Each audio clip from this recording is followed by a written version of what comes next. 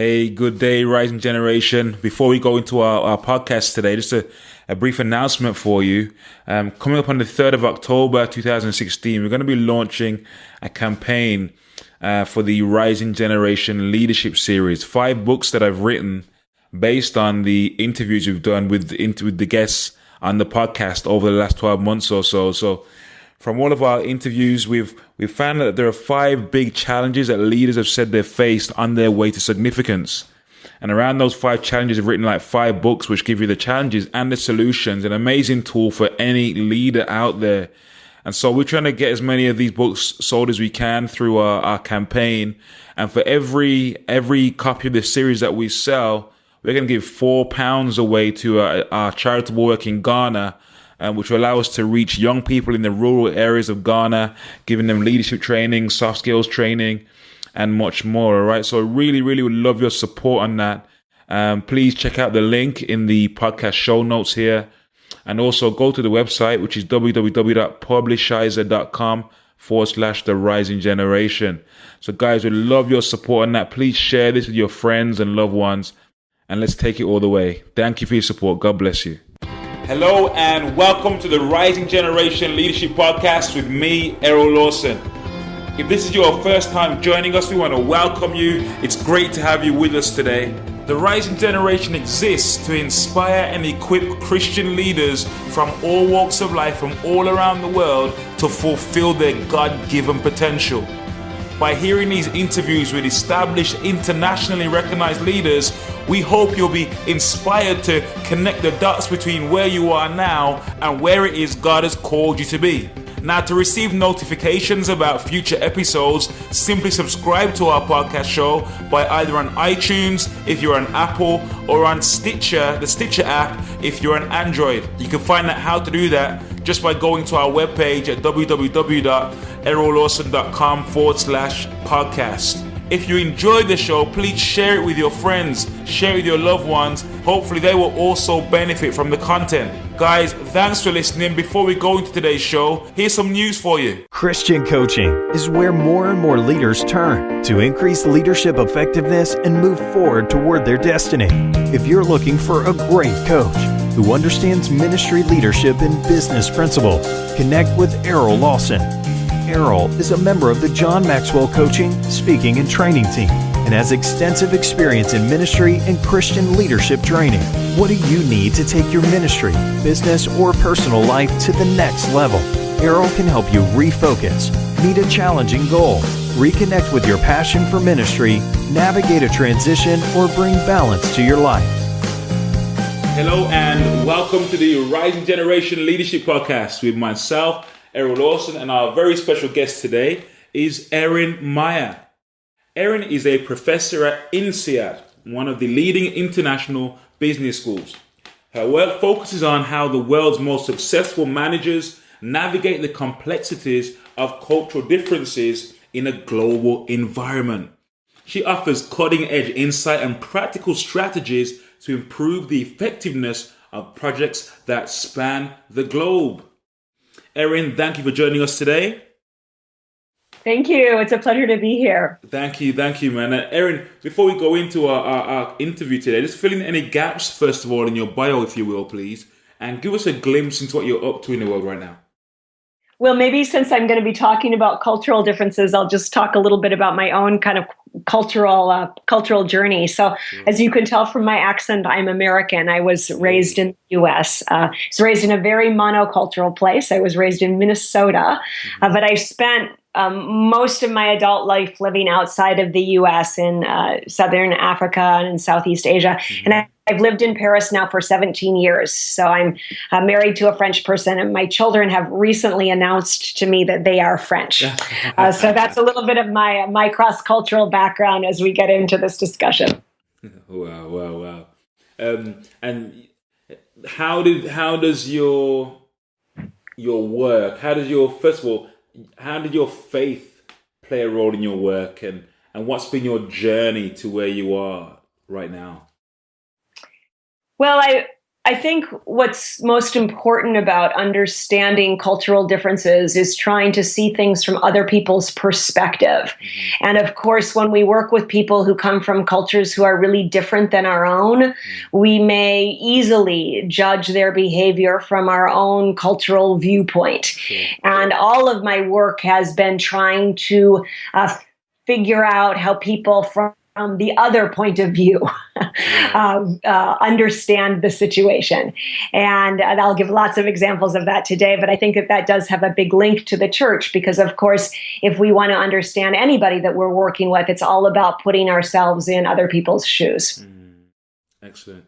And I know you've been doing this work now for a long time, but, just give us a bit of the background. Like, so imagine you went through college, uni, you studied in the States? I actually studied in the States for undergraduate, and then I went into the Peace Corps, which is like a volunteer organization with the U.S. government, and I taught students in Botswana for several years.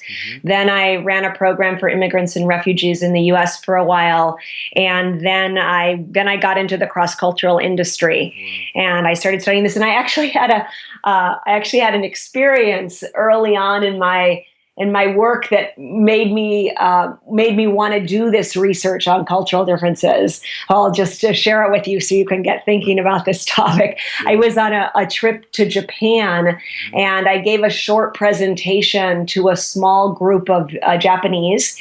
And at the end, I asked if there were any questions. And my Japanese colleague who was traveling with me, so I asked if there were any questions, and the audience did not raise their hand. So I went to sit down, and then my Japanese colleague who was traveling with me said, Erin, I think there were some questions. Do you mind if I try? So then he stood up in front of the group and he said, Erin Meyer has just spoken with you. Do you have any questions? No one raised their hand. But this time he looked very carefully at this, quiet, motionless audience. He studied them, and then he gestured to one woman and he said, do you have a question? And she said, oh, thank you very much. I do. And she asked a very important question. And then he did it several other times, pointing at people who, were just sitting there quietly and motionless, saying, do you have a question? And they, oh, yes, I do. So afterwards I said, how did you know that those people had questions? And he said, he thought about it. And then he said, well, it had to do with how bright their eyes were. And I thought, wow, for me, coming from Minnesota like I do, that's really difficult. But then he clarified, he said, Erin, in Japan, we don't make as much eye contact as you do in the West. So when you asked the group if there were any questions, most people were not looking right at you. They were looking somewhere else. But a couple of people in the room were really looking right in your eyes. And their eyes were bright, which signifies they'd be happy to have you call on them if you would like to. So the next day I gave another presentation. Again, I asked if there were any questions. And again, no one raised their hand. But this time I thought I'd just try. So I did what he suggested. I just quietly studied the audience. And I saw immediately that he was right, that most people in the room were not looking at me. And there was this one gentleman in the room who was really like, in a very eager way, looking right at in my eyes. Now, were his eyes bright? I don't know. But I made a little gesture and I said, he kind of nodded his head and I said, do you have a question? And he said, yes, thank you.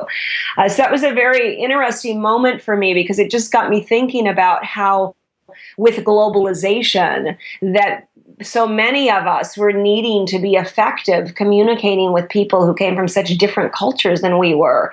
Yet, if you're not from that culture, you don't have the cues to help you understand what's going on around you. And that made me really want to do research to see if there was a kind of a system that I could develop that would help people to better, pick up these subtle cultural messages that were lurking in the air. And I'm going to go into that a bit more in a few minutes. But Erin, what was how did you know that this is what you were called to do, this line of work and service to people? That's an interesting question. What I can tell you is that I've never been interested in anything else. Okay. And what I mean by that is I'm a professor in the organizational behavior department at INSEAD, at the business school that I teach at. And cultural differences just fascinate me. I mean, there's nothing else that fascinates me like that. And my colleagues often tell me that it would be better for my career if I also learned to teach other things. They'd say, well, wouldn't Erin, just branch out, why don't you learn about teamwork, about, general leadership. There's a lot of kind of general programs at INSEAD that all of the other organizational behavior professors teach, and I don't, because my focus of research is quite specific. But I have never had that level of passion for another subject, and I can't tell you why, Errol. That's great. No, that's great. That's a great indication. So, has there been like a significant epiphany, should I say, or a turning point on your journey where maybe you were heading in one direction in your leadership journey, and an event happened or something happened, and you got a revelation of some sort, and it caused you to go in a different direction altogether? Can you tell us about a time like that? Well, I think what's very interesting when you're studying cultural differences is that, of course, you're also studying yourself, right?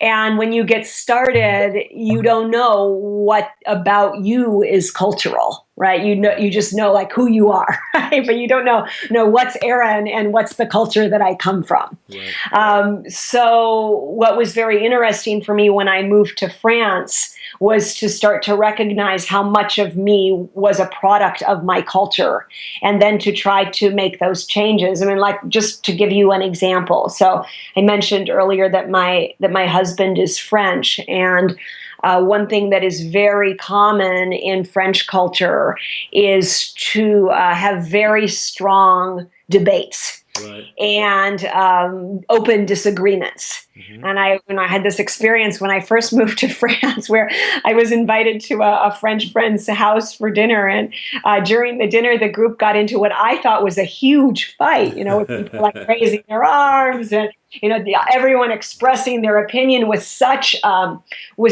emotional strength, mm-hmm. that I thought, this was a disaster. Mm-hmm. And someone looked at me and said, "Well, Erin, what do you think?" And I said, "I have absolutely no opinion." But then I saw that the group went on to change the subject. There were no hard feelings, and in fact, they all thought that this had been a great evening. So I began to realize that learning about cultural differences also meant that I needed to learn to be able to adapt my style to be very different, working with different parts of the world. And as I travel the world a lot and I give presentations, almost weekly in another country, I'm always trying to think about how can I adapt my style to be most effective to this group that I'm working with. And that was not something that was obvious to me at the beginning. That's great. That's great. And what's the lesson there for us, do you think, as leaders? Well, I think the lesson, people often say to me, if I'm leading in a multicultural environment, is it more important for me to be authentic, or is it more important to me to be flexible? And I think the answer to that question is, it's most important to be both. So when I talk about this concept of authentic flexibility, and authentic flexibility is like, you might have one foot, like your left foot, that's really deeply rooted in the culture that you come from. And that's the most natural way of working for you, the most comfortable way. But the most effective global leaders are also continually working with their right foot to learn how to adapt their style to the environment that they're working with to get the results that they need. And of course, if you're always working on developing your right foot, then you have a choice. You can choose, in this situation where I have someone from this, totally different background than my own that I need to influence, I'm going to adapt my style to work their way to get the results that I need. And then another time, in this situation, I'm going to ask them to come to me. But I think everyone can think of, somebody who leads in a global environment who's never worked on their right foot. They just have their own foot. And the problem with those people is that they're stuck. They don't have a choice. So good. I actually think that is the visual of global leadership, as someone who's worked enough on their flexibility that they know, when am I going to do it my way, and when am I going to do it the other way. It's great. I think that relates to so many different areas of our life, because so many of our cities today, I mean, I'm in Birmingham in the UK, which is the most multicultural city in the UK, some say Europe. And so that same mindset and thinking and philosophy applies to the person today who maybe they're listening and they're leading a church, that they're trying to, for it to be a multicultural church environment, and they're from a particular culture. That still applies in a family. I'm British born Jamaican. My wife is Nigerian born Nigerian. And so we both have very different cultures. Yes. And straight away, the same mentality, that flexible authenticity. I love that. Powerful stuff.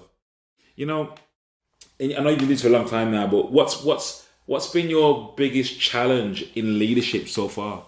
Tell us that story, if you will, please. So, of course, for me, what I lead is I lead classrooms, right? I lead classrooms and I lead audiences. And I think that one of the things that, speaking of authentic flexibility, one of the things that has been very challenging for me is that Americans, and I'll put myself into this category as an American, we talk a lot. Mm-hmm. And we don't like silence. Right. And when other people are speaking, but their voice gets a little bit quiet, we jump in and we start talking. Right.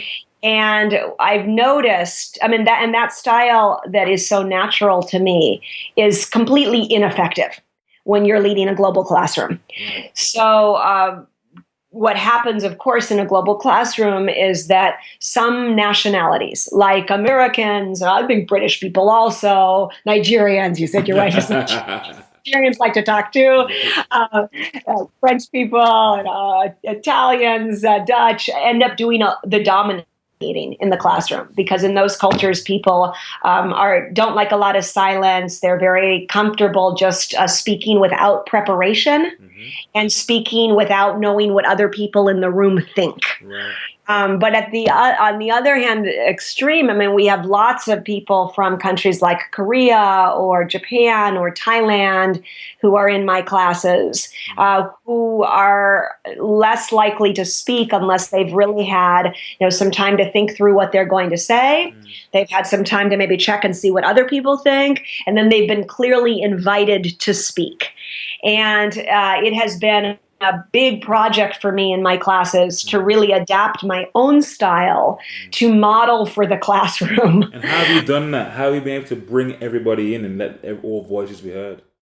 Well, what I do is, first of all, just to get kind of specific, but if I notice that part of the classroom is doing a lot of the talking and another part of the classroom isn't, then I have them, then instead of just saying who has input, I'll give them a question and I'll give them a moment to speak to the person next to them about the question. Right. And then when we come back, I call on people to speak. And I call, of course, on people that I've heard from less. So that gives people from more group-oriented cultures an opportunity to check with those around them. From more high-certainty cultures, so cultures where people are not so comfortable making mistakes in front of a group, to prepare. And then for people who come from cultures where they're waiting for a clear invitation, it gives them, the clear invitation to speak. But then I also have to adapt my own behavior. This has been my huge weakness, and I'm always coaching myself on it, which is that while people are talking, it just sounds so simple, but stand quietly. Don't show with my body that I'm ready to jump in and talk. And the more that I model that, of course, the more the other people in the classroom start doing it, and the more balanced participation we get. Wonderful. It's fascinating. I love your framework there. It's fascinating stuff. Are you seriously fired up about growing as a leader in business or church-based ministry? Are you feeling somewhat frustrated about not having realized your full potential in what you've been called to do? Could you do with someone to help you get some extra clarity or to be a sounding board for your plans and ideas? Great athletes have coaches, so do great leaders. The right leadership coach for you will result in an increased sense of clarity, direction, and purpose, dramatically increasing the results you achieve. If you're ready to step up, contact Errol to book a free, no obligation introductory coaching session and see whether Errol is the right coach for you. Errol takes the lessons learned from his own leadership journey and from his extensive research to help leaders and entrepreneurs to step into their biggest challenges and rise to their next level. Email admin@errollawson.com right now to schedule your call.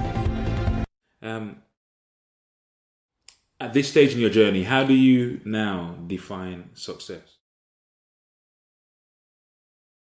Well, success for myself. Success as a leader in your field, Yeah. having achieved so much. Your book is out there; it's impacting all around the world. You're speaking around the world. You're helping people to think differently about how they relate to people and other cultures. But you've achieved a significant amount. But at this stage now, looking forward, how do you define success? Well, what's really important to me and has been important to me is to get a dialogue started. When I started studying things like how trust is built differently in different countries and how what we consider constructive feedback in different parts of the world, and I started, addressing these topics with companies and organizations, what I noticed was that people were quite hesitant to talk about cultural differences because they worried that if they talked about them openly, that it would somehow be suggesting that individuals are not different. But of course, in the world today, every individual is unique. And we are also molded by the culture that we come from. It's not one or the other. And I wanted to get a dialogue started so that in companies and organizations, people weren't just, judging everything from their own perspective all the time, but actually starting to talk, how do you see this? What's the most effective way to make a decision in your country?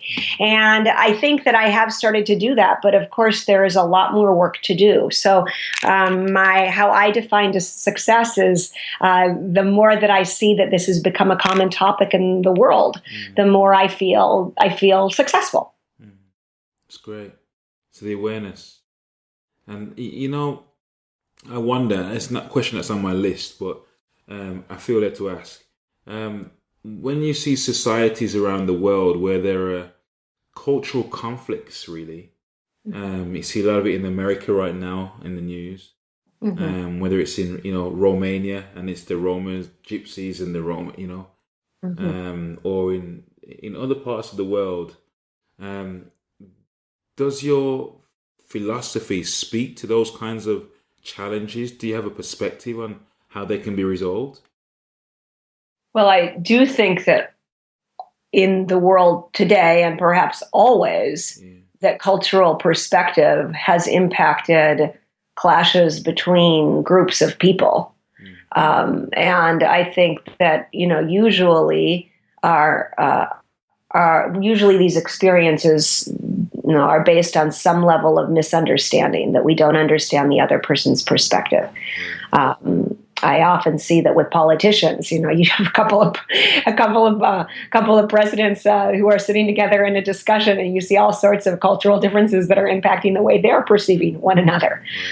So I'm afraid I don't have an easy way to resolve all of this. But I do think that the more that people start talking about cultural differences and understanding, this isn't a question of him being condescending or him being arrogant. It's just a question of the way that they express themselves in their culture. The more that we can put ourselves in each other's shoes, the more that we can overcome these misunderstandings that lead to so much conflict and suffering.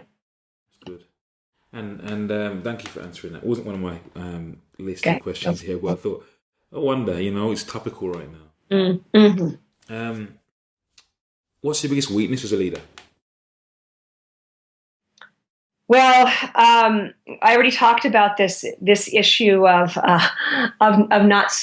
speaking too much. I think that another one is that I'm constantly having to really force myself to to stop jumping to conclusions. And because that is my weakness, it's something that I think about constantly and therefore can help other people also think about. But I've been doing some work over the last few years with this company, Heineken. And I just thought that this gave a great example about leadership weakness in general. So you guys, I mean, you know that Heineken is, of course, this big Dutch brewing company, and they are present all over the world. And the Netherlands is where the Heineken is based. The Netherlands I've is been to their factory in Amsterdam. Oh yeah, right. Okay, so the Netherlands is one of the most egalitarian countries in the world, and what that means is that people learn from a very young age that the authority figure is really just a facilitator among equals, and that resonated, their philosophy resonated with me because I come from Minnesota, which is a Scandinavian part of the United States, where those same philosophies of, the calling your teacher by your first name, questioning authority is also very deeply in our blood and in my blood. And these Dutch people then, they're moving, of course, all over the world. They purchased this huge operation in Monterrey, Mexico, a couple of years ago. And I was working with the Mexicans who were trying to manage in this Dutch environment, and they found it so difficult. So, of course, in Mexico, children learn to show a lot more respect to an authority figure.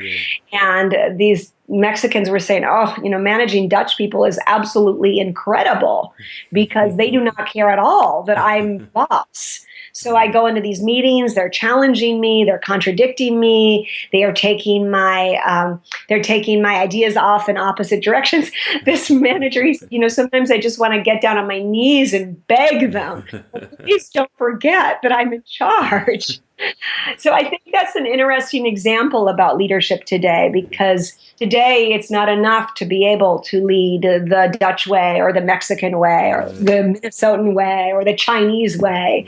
We have to be flexible enough to adapt our leadership style to the population that we're working with to get the results that we need. Powerful stuff. And what should be his strength as a leader? I think that my strength has come from the fact that I work with so many populations, so many different cultural populations on a day-to-day basis. And this happens not because I travel, but because at INSEAD, where I teach, we have leaders who come from around the world for all of our programs. Although we're in France, only 7% of our participants are French. So every day I'm hearing people complain about other cultures from their perspective. And what that has led me to is to recognize that there is never one truth. And not only that, to see that cultural reactions are always relative to the gap between those cultures. I'll just give you an example of this. I was working a while ago with a global team, where I had French and British who were on the team. And I asked the British, what's it like to work with the French? And the British said, well, Erin, the French, they're really disorganized. They're always late. They're always changing the topic in the middle of the meeting. It's really difficult to follow them. A little bit later, I had a group from India who joined the same team. And after they'd been working together, and I asked the Indians, what's it like to work on this French team? And they said, well, Erin, the French. They're really rigid. They're really inadaptable. They're so focused on the structure and punctuality that they're not able to be flexible as things change around them. And that comes because I have this framework that I work with. I mean, you can see that on my framework, that on what I call the time orientation scale dimension, or the scheduling dimension, that France falls somewhere between the UK and India, which then leads to these opposite perceptions. But that just shows that there is always several ways of understanding one behavior. And, I think it was John Maxwell that said that the secret to your success is hidden in your daily routine. Mm-hmm. Typically speaking, what does the first 90 minutes of your day look like? And I bet it changes all the time with the family. Yeah, my first 90 minutes of my day is running after my children. No, that's clear. So I have these two boys. Their ages 7 and 10, and my first 90 minutes of my day is about getting them ready. Getting their lunches ready, getting them off to school. Ethan is starting. My older son is starting a new school in September where we're going to have to drive him. So I guess that's going to be even more complicated. But it's been very interesting for me because as you can deeply hear, I'm very American in my American mothering. But then I'm raising these children who are becoming really much more French than they are American. And I think for any of your listeners who have been raised in multicultural families, it's a very unsettling experience for a mother to realize that her children come from another culture that she does. Wow, that's amazing. I'll bear that in mind for my wife. That's right. Have there been any other habits that have what have been the key habits that have contributed towards your success as a leader? So so you asked me about my first 90 minutes of the day. What I try to do after I get my kids out of the house is to spend 90 minutes of the day doing the most important thinking that I need to do. Right. Because in addition to teaching and working with companies, I also write frequently. So the first 90 minutes of the day are the 90 minutes that I use to work on coming up with new ideas and writing. I know that later on in the day I get tired, I'm not going to be able to accomplish that anymore. And I think finding the space and the quietness to do that, especially when you need to come up with something innovative, is the most important thing that you can do. Not just being running around like crazy all the time. That's good. And any other key habits? Well, then I will also tell you, this has to do with my specific job. Okay, so I wrote this book called The Culture Map, as you know, and the Culture Map system is that I have these 8 scales that look at different behaviors, like how do we communicate effectively in different parts of the world, or what does it mean to lead a team effectively in different countries. And then I have, through a lot of research, countries that are positioned up and down these scales. And then you can map out the different countries and you can compare where they're similar and different to one another on the different scales. So for example, I'll tell you what my habit is. My habit is that whenever I'm speaking to people and they tell me what countries they're working with, I start mentally mapping out those countries on my mind. So I did that earlier with you when you told me that your wife is Nigerian.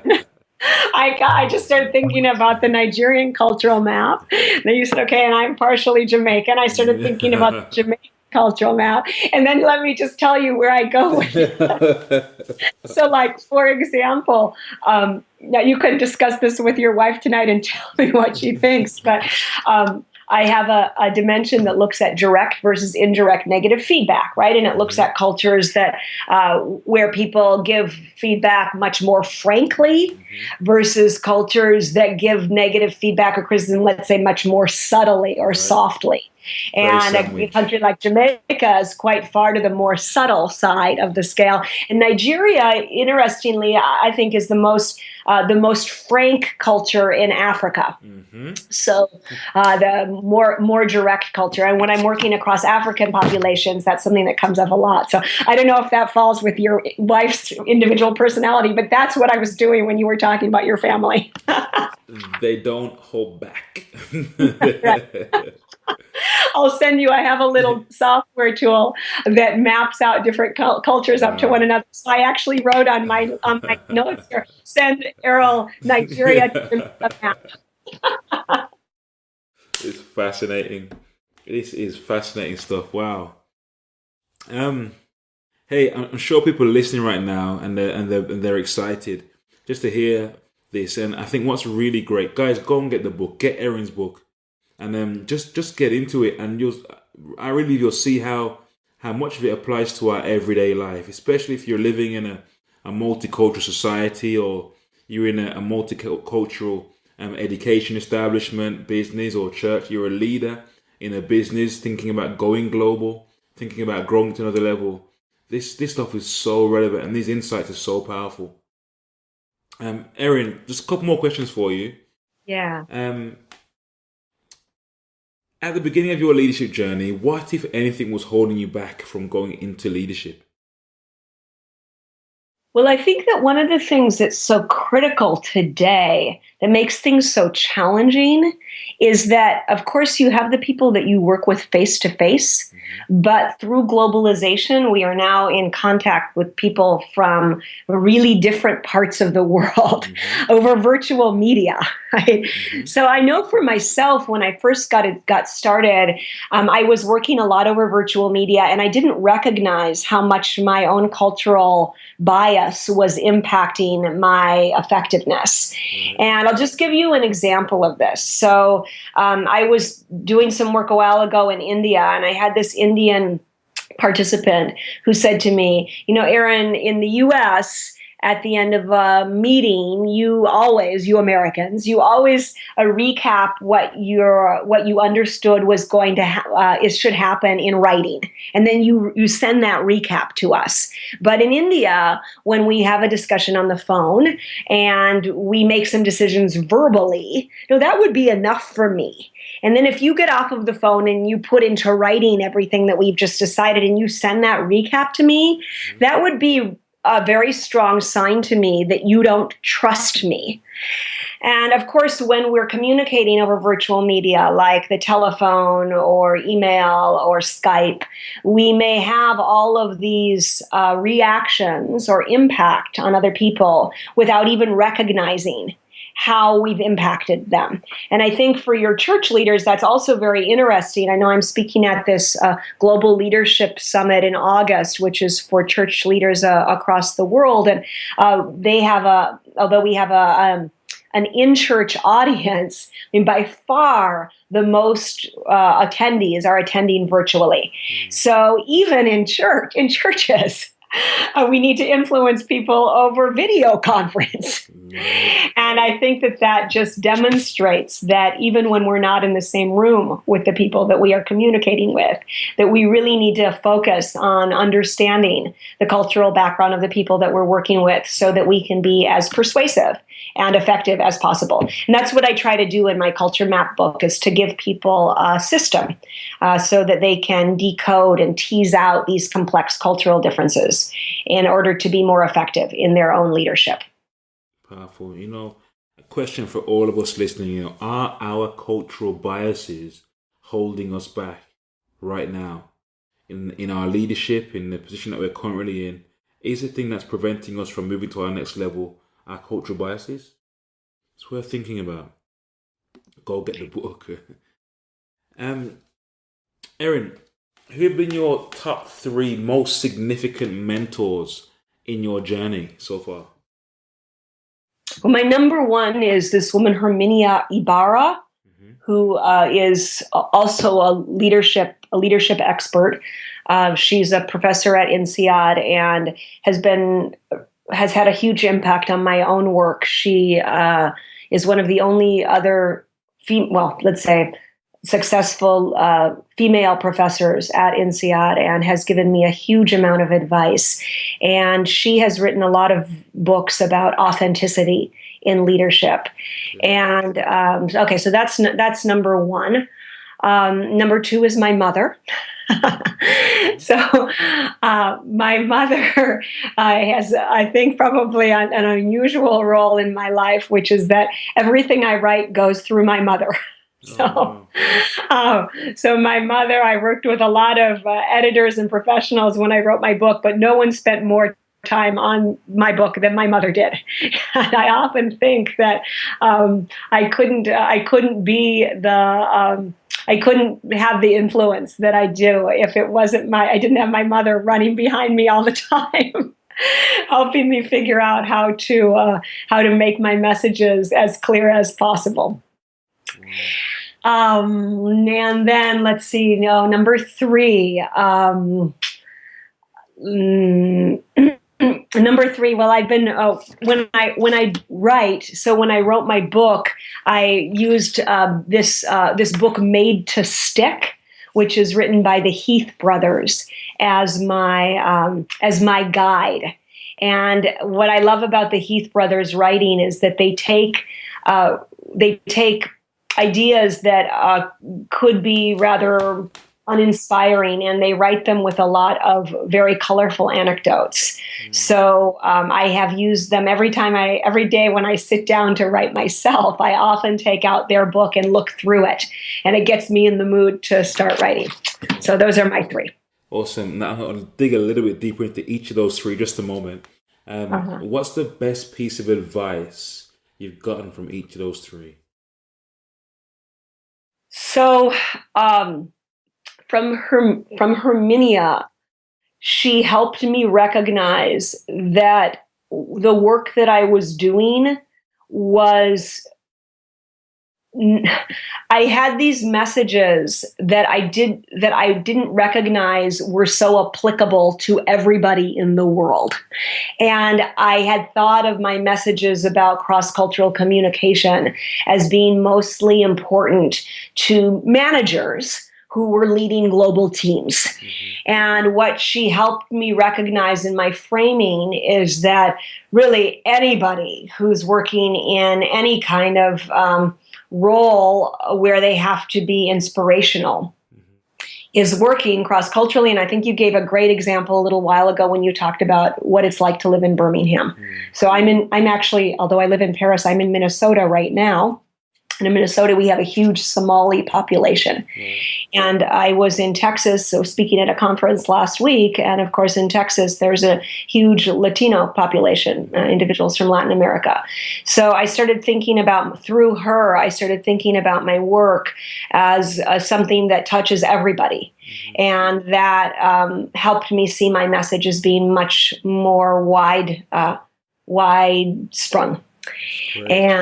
And then, okay, gosh, my mother, what can I say? My mother is, I know what I got from my mother, which is that my mother taught me not to think that, or to act like I knew it all. Right. And one of the things that I've found in the cross-cultural industry is that the more you think you know, the less you know, because the world is so complex, and each culture is so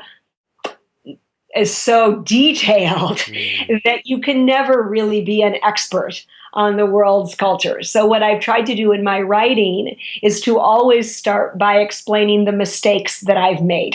So for example, I start my book by giving this example about a training program that I was running in Paris for a couple of French people who were moving to China. And I had a Chinese country specialist that I was working with, so a Chinese businessman, and he was very extroverted. I worked with him to prepare the program. He was supposed to give practical examples as I made the points about the differences in culture. And I was really excited. It was a very, very important program. And then I arrived in the classroom.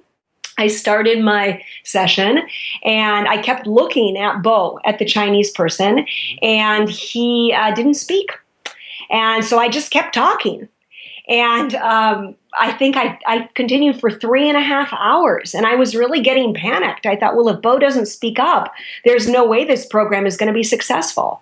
And then finally, after 3.5 hours, I thought I'd just take a chance. So, Bo didn't really look like he had anything to say, but finally I looked at him and I said, Bo, do you have an example?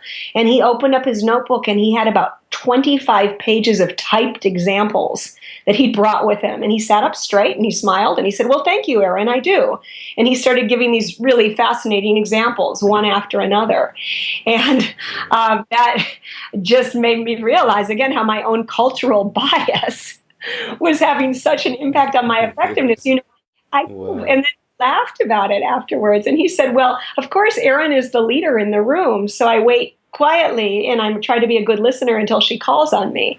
But, there I could have left the room at the end of the day, and he wouldn't have said anything. Wow. So what I learned from my mother is that every time that one of those things happen, that's a great thing for me to share with everybody, because the more that I make mistakes and the more I talk about my mistakes, the more other people are willing to make mistakes also. the more willing other people are to admit their mistakes and talk about them. That's good, man. That's good. And then the Heath brothers? Heath? Yeah. Well, okay, so I don't know them. I just use their writing as my inspiration, right? But what I've learned from them is that when you speak or write, that being specific in your storytelling is so much more important than anything else that you can do. Wow. So there's no point in saying... Expand on that, if you will, please. What's that? Expand on that, if you will. So there's nothing inspirational in talking in generalities and saying things like, so instead of saying, oh, well, the Chinese always wait to be called on, and the Americans wait for people to jump in, if you want people to listen to that point, that you have to give a very clear story about a specific situation with a specific person, and to paint the room for the group, for the audience, for the listeners, so that they can get it. And I believe, that element of storytelling is what captures people's attention. And that's why I always follow their work when I'm writing or speaking myself. Wonderful, wonderful. The Heath brothers. Oh, that sounds interesting right there. The Heath brothers, guys. So we're almost done now, right? What's the last question is, or what is the one thing that you're most fired up about right now?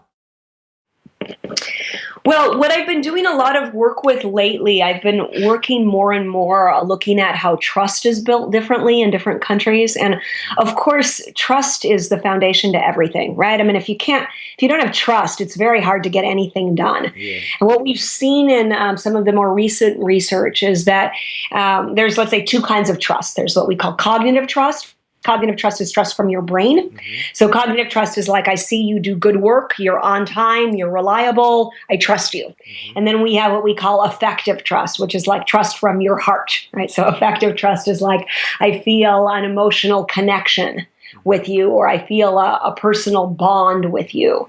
And what we've seen is that throughout the world, if you ask people why they trust their spouse or why they trust their mother, that they'll talk to you about affective trust. But if you ask people why they trust a business partner, we see a much stronger difference from one part of the world to another. Some countries like the UK or the US or Germany, the Scandinavia, there's a very strong emphasis on separating affective trust for home and cognitive trust for work. Whereas in all East Asian countries, as well as African societies, Latin American countries, there tends to be a much stronger focus on cognitive and affective trust being all woven together in a business environment. So then we see this play out in just very simple, practical ways on a day-to-day basis. So for example, I was doing some work a while ago with a Brazilian company that was going through a possible merger with an organization in the UK. And the Brazilians came from Rio to London in order to start the negotiations. And morning one, they got down to business. It got to be lunchtime. The British had sandwiches ordered in. They had a very quick lunch. They got back to work. It got to be about 6 o'clock in the evening. The British said, okay, great. We accomplished a huge amount. We are really on the right track. We're all exhausted. Let's take a break. We'll start again tomorrow. They did this for 2 days. And at the end of the meeting, the British were thinking this had been a great meeting. They'd really invested their time wisely.